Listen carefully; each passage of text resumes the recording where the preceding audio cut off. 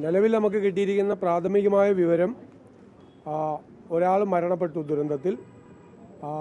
7 പേര് ആശുപത്രിയിലാണ്, 7 പേര് മിസ്സിംഗ് ആണ്, അവരെ കാണാതായിട്ടുണ്ട്. അപ്പോൾ ആദ്യം തന്നെ മീനങ്ങാടിയിൽ നിന്നുള്ള നമ്മുടെ ഫോഴ്സ് അവിടെ എത്തിച്ചേർന്നിട്ടുണ്ട്. കോഴിക്കോട് നിന്നുള്ള ഫോഴ്സ് കൂടി എത്തിച്ചേരും. പോലീസും ഫയർഫോഴ്സും അടക്കമുള്ള സംസ്ഥാന പോലീസിൻ്റെ സംവിധാനങ്ങളെല്ലാം ഉണ്ട്. അതുപോലെ തൃശ്ശൂരിൽ നിന്ന് ഡിഫൻസിൻ്റെ ഒരു സെക്യൂരിറ്റി ഫോഴ്സ് റെഡിയാക്കി നിർത്തിയിട്ടുണ്ട്. എല്ലാ സംവിധാനങ്ങളും അവിടെ വളരെ പെട്ടെന്ന് എത്തും. ഇത് മുൻകൂട്ടി ഈ മണ്ണ് നീക്കം ചെയ്യണം എന്ന് ആവശ്യപ്പെട്ടിട്ടുള്ളതായിരുന്നു. ജില്ലാ കളക്ടറും ഡിസാസ്റ്റർ മാനേജ്മെൻറ്റ് അതോറിറ്റിയുടെ ചെയർമാനും 20-ാം തീയതി തന്നെ ഉത്തരവിറക്കി ഇതെല്ലാം നീക്കം ചെയ്യണമെന്ന് പറഞ്ഞിരുന്നതാണ്.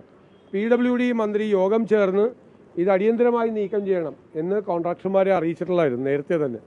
പക്ഷേ അവർ അതിൻ്റെ കരാറുകാർ ഡിസാസ്റ്റർ മാനേജ്മെൻറ്റ് അതോറിറ്റിയുടെയും ജില്ലാ കളക്ടറുടെയും മന്ത്രിയുടെയും നിർദ്ദേശം അവർ പാലിച്ചില്ല.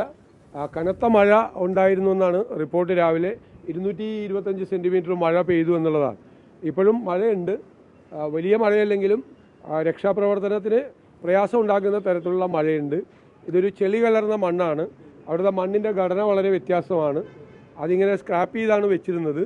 അത് നിലനിൽക്കുന്നതല്ല എന്ന് ഡിസാസ്റ്റർ മാനേജ്മെൻറ്റ് അതോറിറ്റി അവിടെ പോയി തന്നെ കണ്ടു പരിശോധിച്ച് ബന്ധപ്പെട്ടവർക്ക് അവിടെ ആവശ്യപ്പെട്ടിരുന്നതാണ്. ഒരു കരാറുകാരാണ് അത് നീക്കം ചെയ്യാറുള്ളത്. എന്തായാലും വളരെ ദൗർഭാഗ്യകരമായ ദുരന്തമാണ്. ദുരന്തത്തിൽപ്പെട്ടവരെ രക്ഷപ്പെടുത്താൻ വേണ്ടിയിട്ടുള്ള ശ്രമങ്ങൾ നടത്തിക്കൊണ്ടിരിക്കുക. യെല്ലോ അലർട്ടാണ് പ്രഖ്യാപിച്ചിട്ടുള്ളത്. അലർട്ടിൻ്റെ പ്രശ്നമല്ല, മണ്ണ് കൂട്ടിയിട്ടിരിക്കുന്ന മണ്ണ് മാറ്റാത്തതല്ലേ പ്രശ്നം.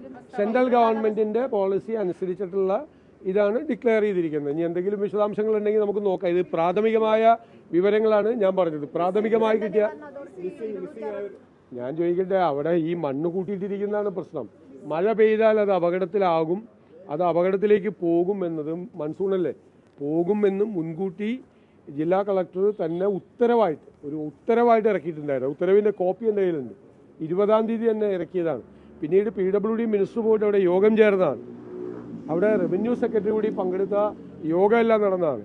ഗവൺമെൻറ്റിൻ്റെ ഭാഗത്തു നിന്നും ഡിസാസ്റ്റർ മാനേജ്മെൻറ്റ് അതോറിറ്റിയിൽ നിന്നും അവർ ചെയ്യാൻ കഴിയുന്ന എല്ലാം ഇത് ചെയ്തിട്ടുണ്ടായിരുന്നു.